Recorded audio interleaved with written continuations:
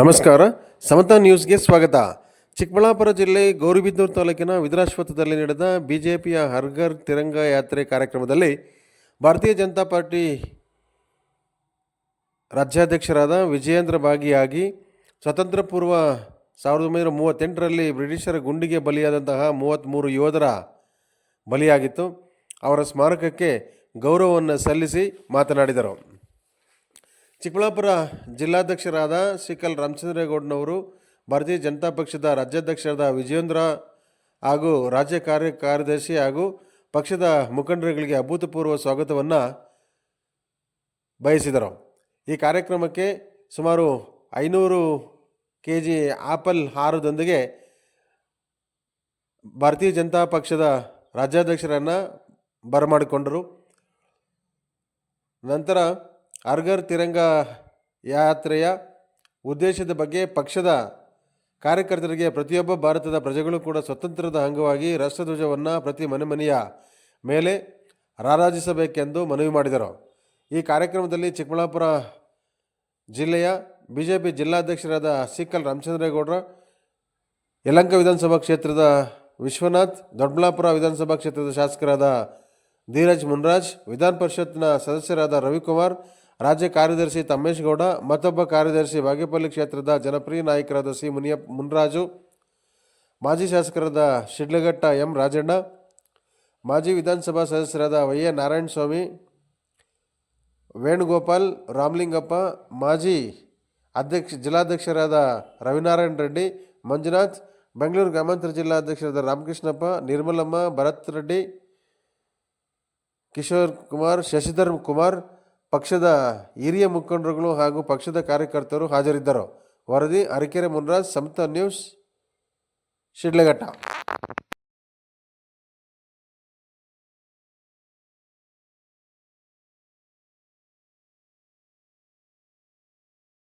ವಂದೇ ಮಾತರಂ, ವಂದೇ ಮಾತರಂ, ಸುಜಲ ಸುಫಲ ಮಲಯಜ ಶೀತಲ ಸಸ್ಯ ಶ್ಯಾಮಲ ಮಾತರಂ, ವಂದೇ ಮಾತರಂ. ಪುಲಕಿತ ಯಾಮಿನಿ ಫುಲ್ಲ ಕುಸುಮಿತ ದ್ರುಮದಲ ಶೋಭಿನಿ ಸುಹಾಸಿನಿ ಸುಮಧುರ ಭಾಷಿಣಿ ಸುಖದಾಂಬರದ ಮಾತರಂ, ವಂದೇ ಮಾತರಂ. ಕೋಟಿ ಕೋಟಿ ಕಂಠ ಕಲ ಕಲ ನಿನಾದ ಕರಾಲೆ, ಕೋಟಿ ಕೋಟಿ ಹೃದಯ ಕೃತಕರ ಕರವಾಲೆ, ಅಬಲಾ ಕೆಲೋ ಮಾ ಯತ ಬಲೆ ಬಹುಬಲಧಾರಿಣಿ ನಮ.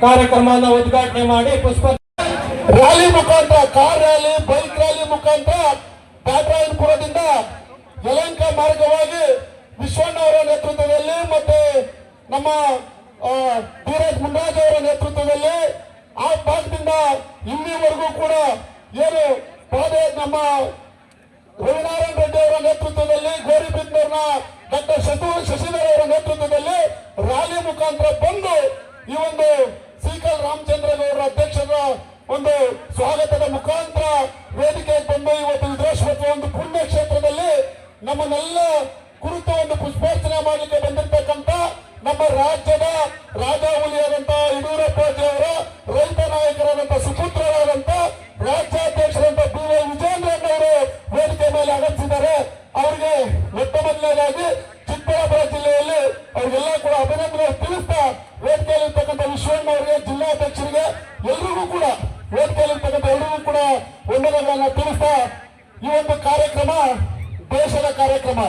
ಸನ್ಮಾನ್ಯ ನರೇಂದ್ರ ಮೋದಿಜಿಯವರು ಆಪರೇಷನ್ ಸಿಂಧೂರ ಆದಮೇಲೆ ಏನು ಇಡೀ ದೇಶದಲ್ಲಿ ನಮ್ಮೆಲ್ಲ ಹಿಂದೂಗಳು ಒಗ್ಗಟ್ಟಾಗಿ ಪ್ರತಿಯೊಬ್ಬರು ಎಲ್ಲರೂ ಕೂಡ ಒಗ್ಗಟ್ಟಾಗಿ ಆಚರಣೆ ಮಾಡಬೇಕಂತ ಒಂದು ದೇಶ ಭಕ್ತಿ ಇರ್ತಕ್ಕಂಥ ತ್ರಿವರ್ಣ ಧ್ವಜವನ್ನು ಹಿಡಿದು ನಾವೆಲ್ಲ ಕೂಡ ಹರ್ಘರ್ ತಿರಂಗ ಯಾತ್ರೆಯನ್ನ ಮಾಡಬೇಕು ಅಂತ ಒಂದು ಪುಣ್ಯ ಕ್ಷೇತ್ರಗಳು. ಯಾಕಂದ್ರೆ ಆ ಕರ್ನಾಟಕದಲ್ಲಿ ಜಲಿಯನ್ ವಾಲಾಬಾಗ್ ಅಂತ ಹೆಸರುವಾಸಿಯಾಗಿರ್ತಕ್ಕಂಥ ವಿಧಾನಸೌಧದಲ್ಲಿ ಇವತ್ತು ವಿಜೃಂಭಣೆಯಿಂದ ಈ ಒಂದು ಕಾರ್ಯಕ್ರಮ ಪ್ರತಿಯೊಬ್ಬರು ಕೂಡ ಬಾಗೇಪಲ್ಲಿ ಇರ್ಬೋದು, ಶಿಡ್ಲಘಟ್ಟ ಇರ್ಬೋದು, ಚಿಂತಾಮಣಿ ಇರ್ಬೋದು, ಚಿಕ್ಕಬಳ್ಳಾಪುರ ಇರ್ಬೋದು, ಮತ್ತೆ ಗೋರಿಬಿದ್ದೂರಿನ ಎಲ್ಲ ಯುವಕರು, ಹಿರಿಯರು, ದೇಶಾಭಿಮಾನಿಗಳು ಕೂಡ ಆಗಮಿಸಿ ಇವತ್ತು ಅದ್ದೂರಿಯಾದ ಒಂದು ಕಾರ್ಯಕ್ರಮಕ್ಕೆ ಒಂದು ಕಾರಣಭೂತರಾಗಿದ್ದಾರೆ ಬಂಧುಗಳೇ.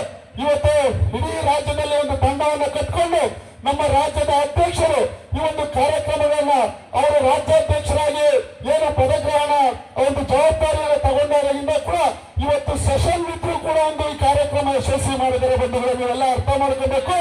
ಯುವಕರ ಕೈಗೆ ಒಂದು ಅಥವಾ ಒಂದು ಜವಾಬ್ದಾರಿಯನ್ನು ಕೊಟ್ಟರೆ ಇವತ್ತು ಯಾವ ರೀತಿ ಕರ್ನಾಟಕದಲ್ಲಿ ಏನು ಚಾಪನ್ನ ಮೂಡಿಸ್ತಾ ಇದ್ದಾರೆ, ಚಕ್ರ ಕಟ್ಕೊಂಡು ಕಾಲಿಗೆ ಚಕ್ರ ಕಟ್ಕೊಂಡು ತಿರುಗ್ತಾ ಇದ್ದಾರೆ. ಇಡೀ ಕರ್ನಾಟಕದಲ್ಲಿ ಏನು ಒಂದು ನಮ್ಮ ದೇಶದ ಭಕ್ತಿಯಿಂದ ನಾವು ಈ ಕಾರ್ಯಕ್ರಮನ ಮಾಡಬೇಕು ಅಂತ ಬಂದಿದ್ದಾರೆ.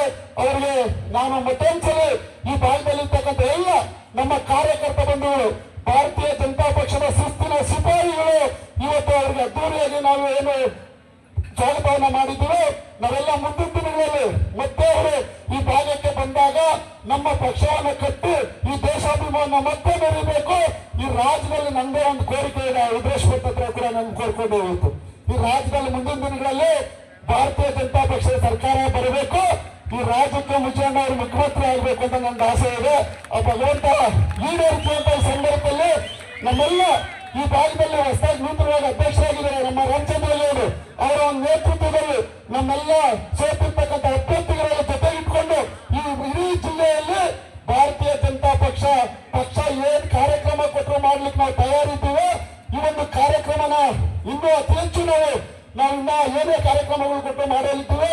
ಜೊತೆಲಿ ನಾವು ಪ್ರತಿಯೊಬ್ಬರು ಕೂಡ ತ್ರಿವರ್ಣ ಧ್ವಜವನ್ನ ನಾಳೆ ಬೆಳಗ್ಗೆ ಕಟ್ಟಿ ಮನೆ ಮೇಲೆ ಪ್ರತಿಯೊಬ್ಬರು ಕಟ್ಟಬೇಕಾಗಿದೆ. ಯಾಕಂದ್ರೆ 10ನೇ ತಾರೀಕಿಂದ 14ನೇ ತಾರೀಕುವರೆಗೂ ನಾವೆಲ್ಲ ಕೂಡ ಕಾರ್ಯಕ್ರಮ ಮಾಡಬೇಕು ಬೂತ್ ಮಟ್ಟದಲ್ಲಿ ಅಂತ ಹೇಳಿದರೆ ಪ್ರತಿಯೊಬ್ಬ ದೇಶಾಭಿಮಾನಿ ಕೂಡ ಒಂದು ಧ್ವಜವನ್ನ ಮನೆ ಮೇಲೆ ಕಟ್ಟಿ ಕಚೇರಿಗಳ ಮೇಲೆ ಕಟ್ಟಿ ಸನ್ಮಾನ್ಯ ನರೇಂದ್ರ ಮೋದಿ ಅವರಿಗೆ ಈ ದೇಶದ ಸೈನಿಕರಿಗೆ ಏನು ನಾವು ಮುಡುಪಾಗಿರ್ತಕ್ಕಂಥ ಈ ಒಂದು ಹಬ್ಬವನ್ನು ನಾವು ಆಚರಣೆ ಮಾಡಬೇಕು.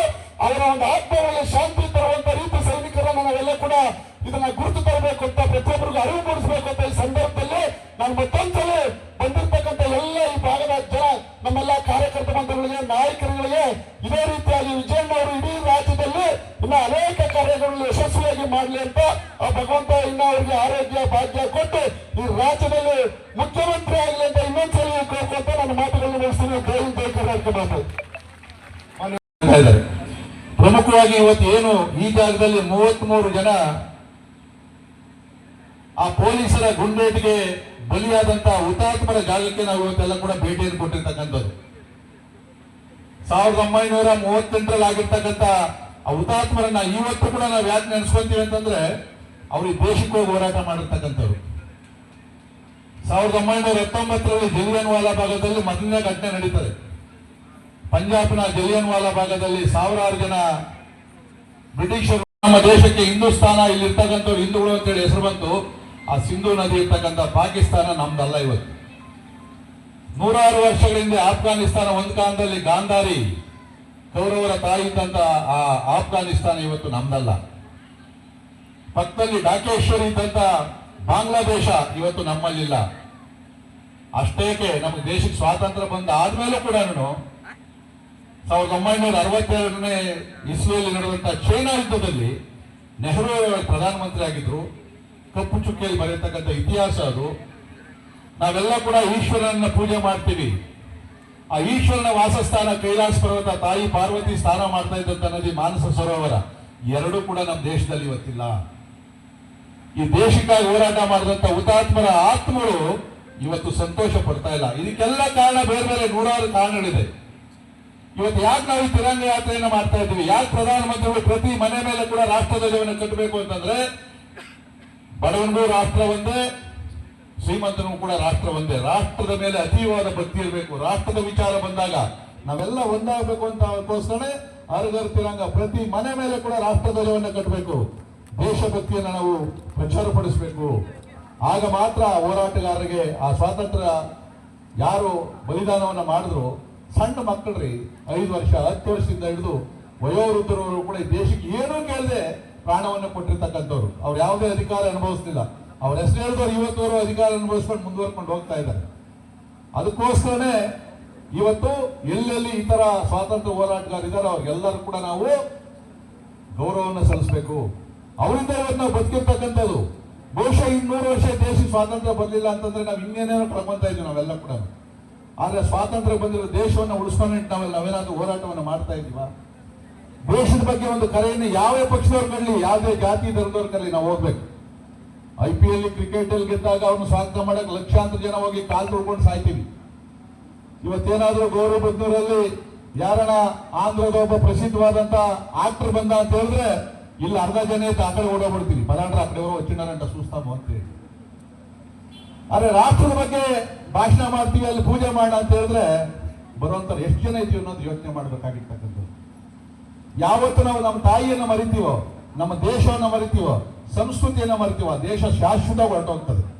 ಆದ್ರೂ ಕೂಡ ಇವತ್ತು ದೇಶ ಉಳಿದಿದೆ ಅಂತೇಳಿ ನಿಮ್ಮಂತ ದೇಶಭಕ್ತಿಯಿಂದ ಇವತ್ತು ಈ ಕಾರ್ಯಕ್ರಮ ಬಂದಿದ್ರಲ್ಲ, ನಿಮ್ಮಂತ ದೇಶಭಕ್ತಿಯಿಂದ ಇವತ್ತು ಕೂಡ ದೇಶ ಉಳ್ಕೊಂಡಿರ್ತಕ್ಕಂಥದ್ದು. ಆಪರೇಷನ್ ಸಿಂಧೂರ 3 ದಿನದಲ್ಲಿ ಯುದ್ಧ ಮುಗೀತು. ಅನೇಕರು ಪ್ರಶ್ನೆ ಮಾಡ್ತಾರೆ, ಯಾಕೆ 3 ದಿನಕ್ಕೆ ಯುದ್ಧ ಮುಗಿಸ್ಬಿಟ್ರಿ? ತಾಕತ್ತಿಲ್ವಾ ನಿಮ್ಗೆ? ಯಾರು ನಿಮ್ಗೆ ಒತ್ತಡ ಹಾಕಿದ್ದು? 3 ದಿನಕ್ಕೆ ಯುದ್ಧ ಯಾಕೆ ಮುಗೀತು ಅಂದ್ರೆ ನಮ್ಮ ದೇಶ ಶಾಂತಿಪ್ರಿಯವಾದಂತ ದೇಶ. ನರೇಂದ್ರ ಮೋದಿ ಅವರು ಬೇರೆ ದೇಶದವ್ರಿಗೆ ಹೇಳಿದ್ರು ಉಕ್ರೇನ್ ರಷ್ಯಾದವ್ರಿಗೆ ಯುದ್ಧ ನಿಲ್ಲಿಸ್ರಿ, ಇಸ್ರೇಲ್ ಅವ್ರಿಗೆ ಹೇಳಿದ್ರು ಯುದ್ಧ ನಿಲ್ಲಿಸ್ರಿ ಅಂತೇಳಿ. ನಾವು ಆಕ್ರಮಣ ಮಾಡಿದ್ದು ಯಾರ ಮೇಲೆ? ಯಾವ ಭಯೋತ್ಪಾದಕರು ಇದ್ರು ಆ ಭಯೋತ್ಪಾದಕರ ಸ್ಥಳಗಳ ಮೇಲೆ ದಾಳಿ ಮಾಡಿದ್ದು. ಪಾಕಿಸ್ತಾನದ ಮಿಲಿಟರಿ ನೆಲೆಗಳ ಮೇಲೆ ದಾಳಿ ಮಾಡಿದ್ದು. ಮುಂದುವರೆದ ದಾಳಿ ಯಾರ ಮೇಲೆ ಮಾಡಬೇಕಾಗಿತ್ತು? ನಾಗರಿಕರ ಮೇಲೆ ಮಾಡಬೇಕಾಗಿತ್ತು. ಅಷ್ಟಕ್ಕೆ ಅವ್ರು ಪಾಕಿಸ್ತಾನದವ್ರು 3 ದಿನಕ್ಕೆ ಸುಸ್ತಾಗಿದ್ರು. ಸಾಕ್ಷ್ಯ ಕೇಳ್ತಾರೆ, ಎಷ್ಟು ಜನ ಸೈನಿಕರು ನಮ್ ಕಡೆ ಸತ್ರು ಅಂತ. ಅವ್ರ ಕಡೆ ಸತ್ತಿರೋದು ಕೇಳ್ರೆ ಅಂದ್ರೆ ನಮ್ಮ ಸೈನಿಕರು ಎಷ್ಟು ಜನ ಸತ್ತವ್ರೆ ಅಂತಾರೆ. ಆ ಕಡೆ ಎಷ್ಟು ಪ್ಲೇಟ್ ಬಿದ್ದಾವೆ ಕೇಳ್ರೆ ಅಂದ್ರೆ ನಮ್ ಕಡೆ ಎಷ್ಟು ಪ್ಲೇಟ್ ಬಿದ್ದಾವೆ ಅಂತ ಕೇಳುವಂತ ಜನ ಅವ್ರೆ ಇವತ್ತು. ಆ ಭಯೋತ್ಪಾದಕರು ಪಾಕಿಸ್ತಾನದವ್ರು ಅನ್ನೋದಕ್ಕೆ ಏನ್ ಗ್ಯಾರಂಟಿ ಅಂತ ಹೇಳಿ ಯಾರು ಮಾತಾಡ್ತಾ ಇರೋದು? ಪಾಕಿಸ್ತಾನದವರಲ್ಲ, ನಮ್ಮ ದೇಶದಲ್ಲಿ ಇರ್ತಕ್ಕಂಥವ್ರು. ಅದು ನಮ್ಮ ದುರ್ದೈವ, ಅದು ನಮ್ಮ ದೇಶದ ದುರ್ದೈವ. ಅದೆಲ್ಲ ಕೂಡ ಸಾಕ್ಷಿ ಕೊಡ್ಬೇಕು. ನಾವಿವತ್ತು ವಿಧರಾಶ್ವತ್ ಬಂದಿದ್ವಿ ಅನ್ಕೊಳ್ರಿ, ಇಲ್ಲಿ 33 ಜನ ಸತ್ತವ್ರು ಅನ್ನೋದಕ್ಕೆ ಸಾಕ್ಷಿ ಏನು? ಧರ್ಮಸ್ಥಳದಲ್ಲಿ ಹೆಣ ತೆಗಿಬೇಕಾ? ಯಾರು ಹೇಳಿದ್ರು ಅಂತ ಹೇಳಿ ಅಲ್ಲಿ ನಡೀತಾ ಇದೆಯಲ್ಲ, ಇರೋ ಹೆಣ್ಣಿಗೆ ಆಚೆ ತೆಗಿಯಕಾಗ್ತದೆ. ನಂಬಿಕೆ ನಮ್ಗೆ ಇತಿಹಾಸ ಹೇಳ್ತಾ ಇದೆ. ಇಲ್ಲಿ 33 ಜನ ಇಲ್ಲಿ ಗುಂಡೇಟಿಗೆ ತಿಂದು ಬಲಿಯಾಗಿದ್ದಾರೆ, 106 ಜನ ಏಟ್ ತಿಂದವ್ರೆ ಅಂತೇಳಿ ನಂಬಬೇಕು ನಾವು. ನಮ್ಮ ದೇಶದ ಭಕ್ತರ ಬಗ್ಗೆ ಅವ್ರ ಬಗ್ಗೆನೇ ಸಂಶಯ ಪಟ್ರೆ, ಸಾವರ್ಕರ್ ಬಗ್ಗೆನೇ ಸಂಶಯ ಪಟ್ರೆ, ಒಂದು ಹೋರಾಟ ಮಾಡಿದ್ರೆ ಒಂದ್ ದಿನ ಜೈಲಿಗೆ ಹೋಗಿರೋದೆಲ್ಲ ದೇಶದ ಪ್ರಧಾನಿ ಆಗೋದು. ನಾವು ಯಾವುದೇ ಪಕ್ಷ ಜಾತಿ ಧರ್ಮವನ್ನ ನೋಡದೆ ದೇಶದ ಪ್ರಶ್ನೆ ಬಂದಾಗ ನಾವೆಲ್ಲ ಭಾರತ್ ಮಾತಾ ಕಿ ಜೈ, ಚುನಾವಣೆ ಬಂದಾಗ ನೀವು ಯಾರಿಗಾದ್ರೂ ಜೈ ಅನ್ಕೊಳ್ರಿ. ಈಗಿದ್ದಾಗ ಮಾತ್ರ ಎಲ್ಲಾ ಪಕ್ಷಗಳು ಉಳಿತವೆ. ಕಾಶ್ಮೀರದಲ್ಲಿ ಯಾವ ಪಕ್ಷ ಐತರಿ?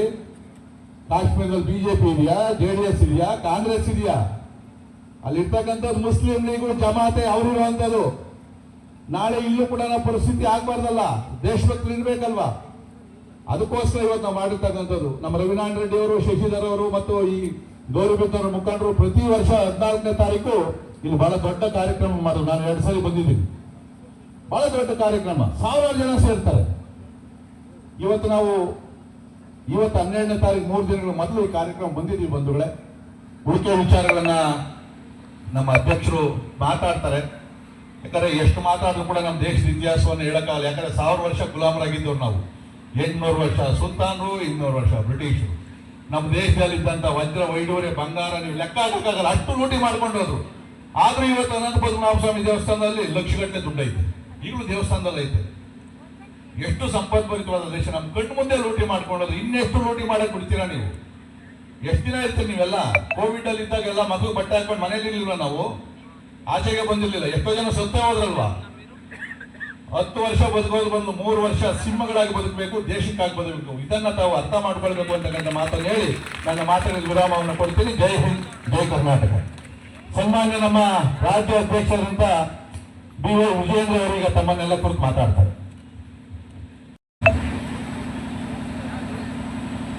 ವಿಧರಾಶ್ವತ್ಥ ಈ ಒಂದು ಪವಿತ್ರ ಕ್ಷೇತ್ರದಲ್ಲಿ ಭಾರತೀಯ ಜನತಾ ಪಾರ್ಟಿ ನೇತೃತ್ವದಲ್ಲಿ ಒಂದು ತಿರಂಗ ಯಾತ್ರಾ ವೇದಿಕೆ ಮೇಲೆ ಆಸೀನರಾಗಿರ್ತಕ್ಕಂಥ ಚಿಕ್ಕಬಳ್ಳಾಪುರ ಜಿಲ್ಲೆಯ ಅಧ್ಯಕ್ಷ ಇರ್ತಕ್ಕಂಥ ಶ್ರೀಕಲ್ ರಾಮಚಂದ್ರ ಗೌಡರವರೇ, ಯಲಹಂಕ ವಿಧಾನಸಭಾ ಕ್ಷೇತ್ರದ ಜನಪ್ರಿಯ ಶಾಸಕರು, ಆತ್ಮೀಯರಾಗಿರ್ತಕ್ಕಂಥ ವಿಶ್ವನಾಥಣ್ಣವರೇ, ದೊಡ್ಡಬಳ್ಳಾಪುರ ವಿಧಾನಸಭಾ ಕ್ಷೇತ್ರದ ಜನಪ್ರಿಯ ಶಾಸಕರು, ರಾಜ್ಯ ಯುವ ಮೋರ್ಚಾದ ಅಧ್ಯಕ್ಷ ಇರ್ತಕ್ಕಂಥ ಆತ್ಮೀಯರಾಗಿರ್ತಕ್ಕಂಥ ಧೀರಜ್ ಮುನ್ರಾಜ್ರವರೇ, ವಿಧಾನ ಪರಿಷತ್ತಿನ ಸದಸ್ಯರು ಆತ್ಮೀಯರಾಗಿರ್ತಕ್ಕಂಥ ರವಿಕುಮಾರ್ ಅವರೇ,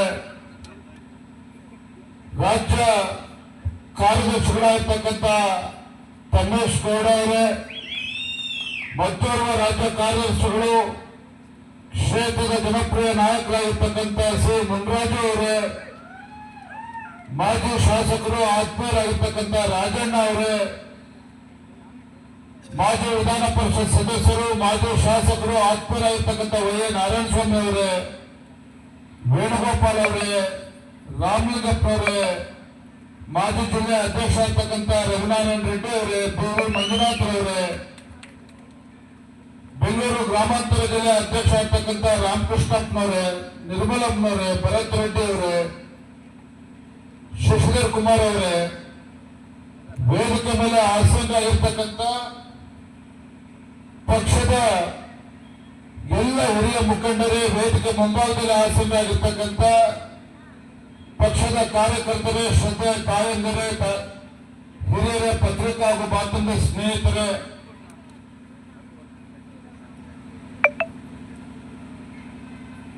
ಇವತ್ತು ನಮ್ಮ ದೇಶದ ಹೆಮ್ಮೆ ಪ್ರಧಾನಮಂತ್ರಿ ನರೇಂದ್ರ ಮೋದಿಜಿಯವರ ಅಪೇಕ್ಷೆಯಂತೆ ಇನ್ನೇನು ಸ್ವಾತಂತ್ರ್ಯೋತ್ಸವದ ಸಂಭ್ರಮದ ಆಚರಣೆನ ಮಾಡತಕ್ಕಂಥ ಶುಭ ಸಂದರ್ಭದಲ್ಲಿ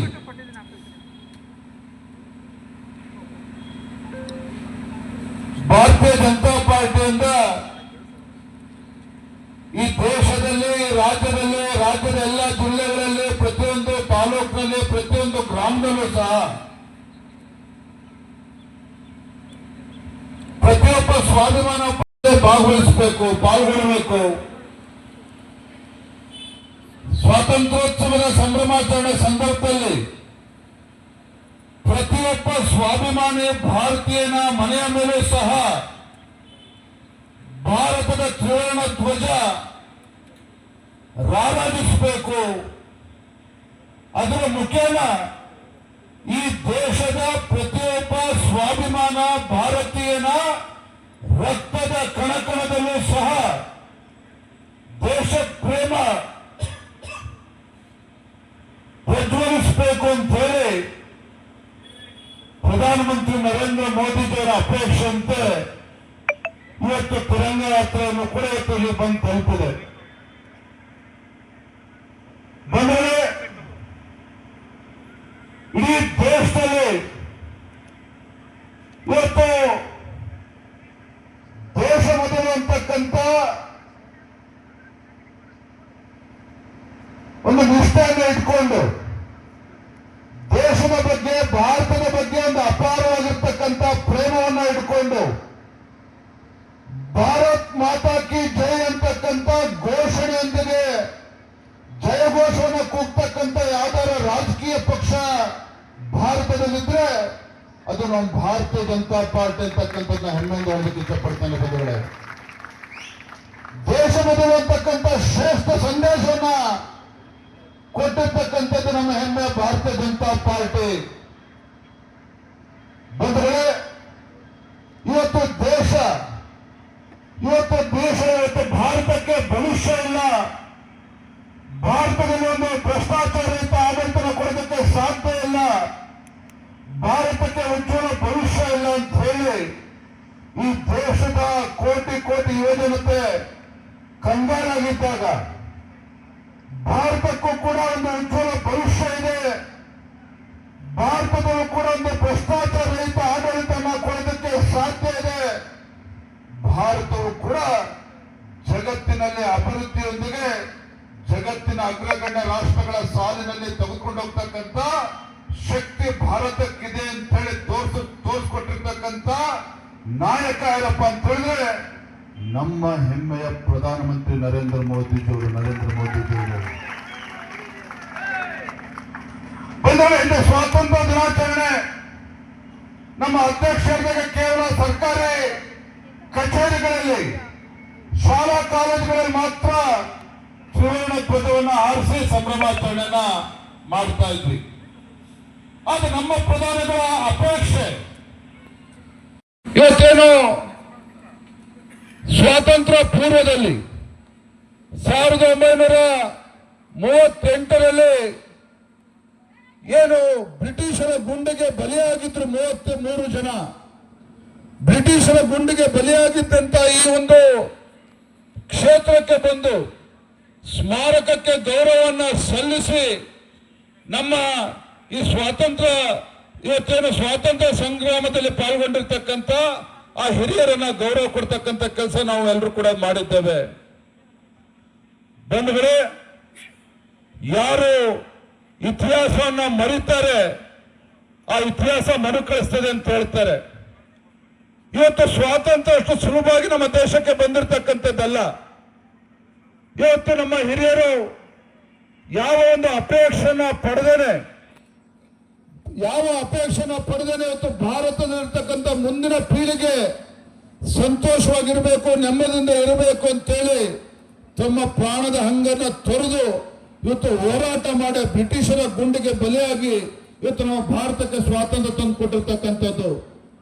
ಇಂಥ ಪವಿತ್ರ ಸ್ವಾತಂತ್ರ್ಯವನ್ನ ಇವತ್ತು ನಾವು ಯಾವ ರೀತಿ ಸ್ವಾತಂತ್ರ್ಯ ದೇಶಕ್ಕೆ ಬಂದು ಒದಗಿದೆ, ಆ ಸ್ವಾತಂತ್ರ್ಯವನ್ನ ತಂದು ಕೊಟ್ಟಿರ್ತಕ್ಕಂಥ ವೀರ ಯೋಧರನ್ನ ನಾವು ಸ್ಮರಣೆ ಮಾಡ್ಕೊಳ್ಳದೆ ಹೋದ್ರೆ ಆ ಭಗವಂತನು ಕೂಡ ನಮ್ಮ ಮೆಚ್ಚೋದಕ್ಕೆ ಸಾಧ್ಯ ಇಲ್ಲ. ಆಪರೇಷನ್ ಸಿಂಧೂರ್ ಬಗ್ಗೆ ಉಲ್ಲೇಖ ಮಾಡಿದ್ರು ವಿಶ್ವನಾಥ್ ಅಣ್ಣ ಅವರು.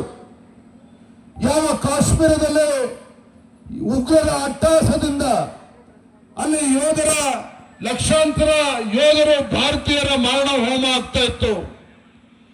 ಕೇಂದ್ರದಲ್ಲಿ ಭಾರತೀಯ ಜನತಾ ಪಾರ್ಟಿ ಕೇಂದ್ರದ ಅಧಿಕಾರಕ್ಕೆ ಬಂದ ನಂತರದಲ್ಲಿ ಕಾಶ್ಮೀರದಲ್ಲಿ ಉಗ್ರಗಾಮಿಗಳ ಅಟ್ಟಹಾಸಕ್ಕೆ ಇವತ್ತೇನು ಬಲಿ ತೆಗೆದುಕೊಳ್ತಾ ಇದ್ರು. ಆ ಆರ್ಟಿಕಲ್ 370 ಏನ್ ಹೇಳ್ತಾ ಇದ್ರು ಕಾಂಗ್ರೆಸ್ನವರು, ಆರ್ಟಿಕಲ್ 370 ತೆಗೆದುಹಾಕಿದ್ರೆ ರಕ್ತ ದೋಕುಳಿ ಹರಿತದೆ ಇಡೀ ದೇಶದಲ್ಲಿ ಅಂತ ಹೇಳಿ ಕಾಂಗ್ರೆಸ್ ಪಕ್ಷದವರು ಮಾತನಾಡ್ತಾ ಇದ್ರು. ಆದ್ರೆ ಯಾವ ಆರ್ಟಿಕಲ್ 370 ಹಿಂದೂಗಳ ಹತ್ಯೆ ಆಗ್ತಾ ಇತ್ತು, ನಮ್ಮ ಯೋಧರು ಬಲಿ ತೆಗೆದುಕೊಳ್ತಕ್ಕಂಥ ಕೆಲಸ ಆಗ್ತಾ ಇತ್ತು. ಭಾರತೀಯ ಜನತಾ ಪಾರ್ಟಿ ನರೇಂದ್ರ ಮೋದಿಜಿಯವರು ಪ್ರಧಾನಮಂತ್ರಿ ಆದ ನಂತರದಲ್ಲಿ ಉಕ್ಕಿನ ಮನುಷ್ಯ ಎಂದೇ ಖ್ಯಾತಿಯಾಗಿರ್ತಕ್ಕಂಥ ಅಮಿತ್ ಶಾಜಿಯವರು ಗೃಹ ಸಚಿವರ ಅವರ ನೇತೃತ್ವದಲ್ಲಿ ಆ ಆರ್ಟಿಕಲ್ 370 ಕಿತ್ತೊಗಿತಕ್ಕಂಥ ಕೆಲಸ ಮಾಡಿದ್ರು. ಒಂದು ರಕ್ತ ಹನಿನೂ ಕೂಡ ಬೀಳದ ರೀತಿಯಲ್ಲಿ ಆರ್ಟಿಕಲ್ 370 ತೆಗೆದುಹಾಕಿದ್ರು. ಇಡೀ ಜಗತ್ತು ಆಶ್ಚರ್ಯವಾಗಿ ನೋಡ್ತಾ ಇತ್ತು. ಯಾವ ಪಹಲ್ಗಾಮ್ನಲ್ಲಿ ಉಗ್ರರ ಅಟ್ಟಹಾಸಕ್ಕೆ ಭಾರತೀಯರ ಮಾರಣ ಹೋಮ ಆಯಿತು. ಈ ದೇಶದ ಪ್ರಧಾನಮಂತ್ರಿ ನರೇಂದ್ರ ಮೋದಿಜಿಯವರು ಇವತ್ತು ಯಾವ ಉಗ್ರರ ಅಟ್ಟಹಾಸಕ್ಕೆ ಮಟ್ಟ ಹಾಕಬೇಕು ಅಂತ ಹೇಳಿ ಏನು ನಮ್ಮ ವೀರ ಯೋಧರ ಹೊತ್ತು ಪಹಲ್ಗಾಮ್ ವಿರುದ್ಧ ಏನು ಪ್ರತಿಕಾರವನ್ನು ತೀರಿಸಬೇಕು ಅಂತ ಹೇಳಿ ಆಪರೇಷನ್ ಸಿಂಧೂರಿನ ಮುಖೇನ ಪಾಕಿಸ್ತಾನದ ಒಳಗಡೆ ಹೊಕ್ಕಿ ಅಲ್ಲಿದ್ದಂತ ಉಗ್ರಗಾಮಿಗಳ ಅಡುಗು ತಾಣವನ್ನ ಸಂಪೂರ್ಣವಾಗಿ ನಾಶ ಮಾಡಿ ಬಂದ್ರು. ನಮ್ಮ ವೀರ ಯೋಧರು ಸಂಪೂರ್ಣವಾಗಿ ನಾಶ ಮಾಡಿ ಬಂದ್ರು. ಇದು ಇವತ್ತಿನ ಭಾರತ. ಯಾವುದೇ ದೇಶದ್ರೋಹಿಗಳು, ದುಷ್ಟ ಶಕ್ತಿಗಳು, ವಿದೇಶದಲ್ಲಿರ್ತಕ್ಕಂಥ ದೇಶದ್ರೋಹಿಗಳು ಭಾರತದ ಮೇಲೆ ಆಕ್ರಮಣ ಮಾಡಿದ್ರೆ, ಭಾರತದ ಮೇಲೆ ಷಡ್ಯಂತ್ರ ಮಾಡಿದ್ರೆ ನಮ್ಮ ಯೋಧರು ಸುಮ್ಮನೆ ಕೂರೋದಿಲ್ಲ. ನಮ್ಮ ಯೋಧರು ಯಾವ ತೀರ್ಮಾನವನ್ನು ಬೇಕಾದ್ರೂ ಮಾಡ್ತಾರೆ. ಎಷ್ಟು 100 ಕಿಲೋಮೀಟರ್ ಬೇಕಾದ್ರೂ ಒಳಗೆ ಹೋಗಿ ಆ ದುಷ್ಟ ಶಕ್ತಿಗಳನ್ನ ಸದೆಬಡತಕ್ಕಂಥ ಕೆಲಸ ಮಾಡ್ತಾರೆ ಅನ್ನೋದನ್ನ ಆಪರೇಷನ್ ಸಿಂಧೂರಲ್ಲಿ ನಮ್ಮ ವೀರ ಯೋಧರು ತೋರಿಸ್ಕೊಟ್ಟಿದ್ದಾರೆ. ಬಂಧುಗಳೇ, ನಾವು ಯಾವುದು ಕೂಡ ಮರೆಯೋದಕ್ಕೆ ಸಾಧ್ಯ ಇಲ್ಲ, ಮರೆಯಬಾರದು. ಅದರಲ್ಲೂ ಕೂಡ ಸ್ವಾತಂತ್ರ್ಯ ಇವತ್ತು ಸ್ವಾತಂತ್ರ್ಯೋತ್ಸವ ಆಚರಣೆ ಮಾಡ್ತಕ್ಕಂಥ ಸಂದರ್ಭದಲ್ಲಿ ನಾವು ಎಲ್ಲವನ್ನೂ ಕೂಡ ಇವತ್ತು ಇಡ್ಕೋಬೇಕಾಗ್ತದೆ. ನಾನು ಈ ವೇದಿಕೆ ಮೂಲಕ ರಾಜಕಾರಣವನ್ನು ಮಾತನಾಡೋದಕ್ಕೆ ಹೋಗೋದಿಲ್ಲ. ಬಹುಶಃ ಬ್ರಿಟಿಷರಿಂದ ಬಳುವಳಿಯಾಗಿ ಬಂದಿರತಕ್ಕಂಥ ಒಂದು ಪಕ್ಷಕ್ಕೆ ಬಳುವಳಿಯಾಗಿ ಬಂದಿರತಕ್ಕಂಥದ್ದೇನು ಅಂತ ಹೇಳಿದ್ರೆ ಇವತ್ತು ಜಾತಿಗಳ ಮಧ್ಯೆ ವಿಷಬೀಜನ ಬಿತ್ತಕ್ಕಂಥ ಕೆಲಸಗಳು ರಾಜಕೀಯ ಪಕ್ಷಗಳು ಮಾಡ್ತಾರೆ. ಆದರೆ ಭಾರತೀಯ ಜನತಾ ಪಾರ್ಟಿ ಇವತ್ತು ಕೋವಿಡ್ ಸಂದರ್ಭದಲ್ಲೂ ನೀವು ನೋಡಿದಿರಿ ಯಾವ ರೀತಿ ಕೋವಿಡ್ ಸಂದರ್ಭದಲ್ಲೂ ಕೂಡ ನಮ್ಮ ಎಲ್ಲ ಕಾರ್ಯಕರ್ತರು ದೇಶಾದ್ಯಂತ ನಮ್ಮ ರಾಜ್ಯದಲ್ಲೂ ಕೂಡ ಆ ಬಡವರಿಗೆ ಇವತ್ತು ಅವ್ರಿಗೆ ಸಹಕಾರನ ಕೊಡ್ತಕ್ಕಂಥ ಕೆಲಸ ಮಾಡಿದ್ರು, ಎರಡು ತುತ್ತು ಅನ್ನವನ್ನು ಕೊಡ್ತಕ್ಕಂಥ ಕೆಲಸ ಮಾಡಿದ್ರು. ಇವೆಲ್ಲವನ್ನು ಕೂಡ ನೆನ್ಪಿಡ್ಕೋಬೇಕಾಗ್ತದೆ. ಯಾಕೆ ಅಂತ ಹೇಳಿದ್ರೆ ಈ ದೇಶದಲ್ಲಿ ಯಾವುದೇ ಕ್ಲಿಷ್ಟಕರ ಸಂದರ್ಭ ಬಂದಾಗಲೂ ಸಹ ನಾವು ರಾಜಕೀಯ ಪಕ್ಷದ ಕಾರ್ಯಕರ್ತನನ್ನ ಮರೆತು ಅವೆಲ್ಲವನ್ನು ಕೂಡ ಬದಿಗಿಟ್ಟು ನಾವು ದೇಶ ಮೊದಲು ಅಂತಕ್ಕಂಥ ಧ್ಯೇಯದೊಂದಿಗೆ ಈ ದೇಶ ಸೇವೆಯನ್ನು ಮಾಡ್ತಕ್ಕಂಥ ಪ್ರಾಮಾಣಿಕವಾಗಿರ್ತಕ್ಕಂಥ ದೇಶಭಕ್ತ ಕಾರ್ಯಕರ್ತ ಭಾರತೀಯ ಜನತಾ ಪಾರ್ಟಿ ಕಾರ್ಯಕರ್ತರು ನಾವೆಲ್ಲರೂ ಕೂಡ ಇದ್ದೇವೆ. ನರೇಂದ್ರ ಮೋದಿಜಿ ನಾಯಕತ್ವದ ಭಾರತೀಯ ಜನತಾ ಪಾರ್ಟಿನಲ್ಲಿ ನಾವೆಲ್ಲರೂ ಕೂಡ ಈ ಪಕ್ಷದ ಕಾರ್ಯಕರ್ತರು ಅಂತ ಕೂಡ ಹೇಳೋದಕ್ಕೆ ನಮ್ಮೆಲ್ಲರೂ ಕೂಡ ಹೆಮ್ಮೆ ಅನಿಸುತ್ತೆ ಬಂಧುಗಳೇ. ಹಾಗಾಗಿ ನಾನು ಇಷ್ಟು ಮಾತ್ರ ಸಂದರ್ಭದಲ್ಲಿ ಹೇಳ್ತೇನೆ, ನಾನು ರಾಜ್ಯದ ಅಧ್ಯಕ್ಷನಾಗಿ ಮೊದಲ ಬಾರಿಗೆ ಭಾಗಕ್ಕೆ ಬಂದಂತ ಸಂದರ್ಭದಲ್ಲಿ ಇಷ್ಟೊಂದು ದೊಡ್ಡ ಸಂಖ್ಯೆಯಲ್ಲಿ ಇವತ್ತು ನಮ್ಮ ಎಲ್ಲ ಯುವಕ ಮಿತ್ರರು ಬೆಂಗಳೂರು ಬ್ಯಾಟ್ರಾನ್ಪುರ ತಮ್ಮೇಶ್ ಗೌಡರ ನೇತೃತ್ವದಲ್ಲಿ ನಮ್ಮ ತಿರಂಗ ಯಾತ್ರಾ ಪ್ರಾರಂಭ ಆಗಿ ತದನಂತರದಲ್ಲಿ ನಮ್ಮ ಯಲಹಂಕಾಗೆ ಬಂದು ಅಲ್ಲೂ ಕೂಡ ವಿಶ್ವನಾಥಣ್ಣ ಅವರ ನೇತೃತ್ವದ ಅಲ್ಲೂ ಕೂಡ ನೂರಾರು ಸಾವಿರಾರು ಸಂಖ್ಯೆಯಲ್ಲಿ ಅಲ್ಲೂ ಕೂಡ ಕಾರ್ಯಕರ್ತರು ಈ ತಿರಂಗ ಯಾತ್ರೆಯಲ್ಲಿ ಭಾಗವಹಿಸಿದ್ರು. ಅದೇ ರೀತಿ ಚಿಕ್ಕಬಳ್ಳಾಪುರ ಜಿಲ್ಲೆ ಬಂದ ಮೇಲೆ ನಮ್ಮ ಜಿಲ್ಲೆಯ ಅಧ್ಯಕ್ಷರ ನೇತೃತ್ವದಲ್ಲಿ ಇವತ್ತು ರಾಮಚಂದ್ರೇಗೌಡರು, ಅದೇ ರೀತಿ ಮುನಿರಾಜ್ ಅವರು, ಅದೇ ರೀತಿ ನಮ್ಮೆಲ್ಲ ಹಿಂದಿನ ಅಧ್ಯಕ್ಷರಾಗಿರ್ತಕ್ಕಂಥ ರಾಮಲಿಂಗಪ್ಪನವರು, ಎಲ್ಲ ನಮ್ಮ ಪಕ್ಷದ ಮುಖಂಡರು, ರವಿನಾರಾಯಣ ರೆಡ್ಡಿ ಅವರು ಇರ್ಬೋದು, ಅದೇ ಎಲ್ಲ ನಮ್ಮ ಪಕ್ಷದ ಮುಖಂಡರು, ವೇಣುಗೋಪಾಲ್ ಅವರು ಎಲ್ಲರ ನೇತೃತ್ವದಲ್ಲಿ ಇವತ್ತು ತಿರಂಗ ಯಾತ್ರೆ ಮೂಲಕ ತಿರಂಗ ಯಾತ್ರೆ ಯಶಸ್ವಿ ಮಾಡ್ತಕ್ಕಂಥ ಕೆಲಸ ಮಾಡಿದ್ದಾರೆ. ನಾನು ಮತ್ತೊಮ್ಮೆ ಸಂದರ್ಭ ಹೇಳ್ತಕ್ಕಂಥ ರಾಜ್ಯದ ಅಧ್ಯಕ್ಷನಾಗಿ ನಮ್ಮೆಲ್ಲರ ಕರ್ತವ್ಯ ಇದೆ, ನಮ್ಮ ಕಾರ್ಯಕರ್ತರ ಕರ್ತವ್ಯ ಇದೆ. ನಮ್ಮ ಹೆಮ್ಮೆಯ ಪ್ರಧಾನಮಂತ್ರಿ ನರೇಂದ್ರ ಮೋದಿಜಿ ಅವರು ಕರೆ ಕೊಟ್ಟಿರ್ತಕ್ಕಂಥ ಸಂದರ್ಭದಲ್ಲಿ ನಾಳೆಯಿಂದ ಪ್ರತಿಯೊಬ್ಬರ ಮನೆಯ ಮೇಲೂ ಸಹ ಭಾರತದ ನಮ್ಮ ತಿರಂಗ ಧ್ವಜ ರಾರಾಜಿಸಬೇಕು. ಆ ನಿಟ್ಟಂತ ಅವೆಲ್ಲರೂ ಕೂಡ ಕಾರ್ಯಪ್ರವೃತ್ತರು ಆಗಬೇಕು. ಆ ತಿರಂಗ ಯಾತ್ರೆನ ಆ ಧ್ವಜವನ್ನ ಹಾರಿಸಿ ಅದನ್ನ ಸೆಲ್ಫಿಯನ್ನ ತೆಗೆದುಕೊಂಡು ಸೋಷಿಯಲ್ ಮೀಡಿಯಾದಲ್ಲೂ ಕೂಡ ಅಪ್ಲೋಡ್ ಮಾಡ್ತಕ್ಕಂಥ ಕೆಲಸವನ್ನು ಕೂಡ ಮಾಡಬೇಕು. ಹಾಗಾಗಿ ಒಂದು ಸಂದೇಶ ಇವತ್ತು ದೇಶಭಕ್ತರ ಪಕ್ಷ ಅಂತ ಹೇಳಿದ್ರೆ ಭಾರತೀಯ ಜನತಾ ಪಾರ್ಟಿ ಅನ್ನೋ ಸಂದೇಶನೂ ಕೂಡ ಅದ್ರ ಮುಖ್ಯನ ಹೋಗ್ಬೇಕು ಅನ್ನೋ ಮಾತನ್ನ ಹೇಳ್ತಾ ತುಂಬಾ ಸಂತೋಷ ಆಗಿದೆ.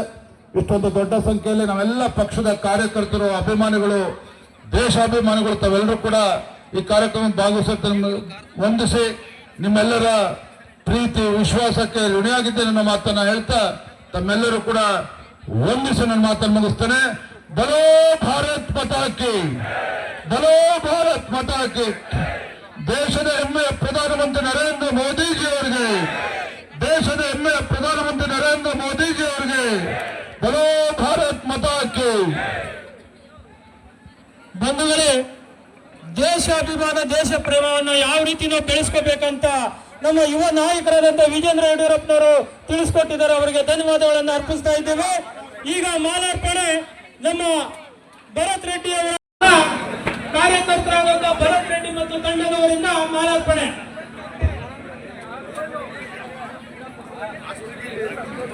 ಈ ರಾಷ್ಟ್ರ ಪ್ರೇಮದ ಕಾರ್ಯಕ್ರಮವನ್ನು ತುಂಬಾ ಯಶಸ್ವಿಯಾಗಿ ನಡೆಸಿಕೊಟ್ಟಿರುವಂತಹ ನಮ್ಮೆಲ್ಲ ದೇಶ ಪ್ರೇಮಿಗಳಿಗೂ, ವೇದಿಕೆಯಲ್ಲಿರುವಂತಹ ನಿಮ್ಮೆಲ್ಲ ನಾಯಕರಿಗಳಿಗೂ ಎಲ್ಲರಿಗೂ ನಾನು ವಂದನೆಗಳನ್ನು ಅರ್ಪಿಸ್ತಾ ಇದ್ದೇನೆ. ಯಾವುದು ಬ್ಲೂಟೂತ್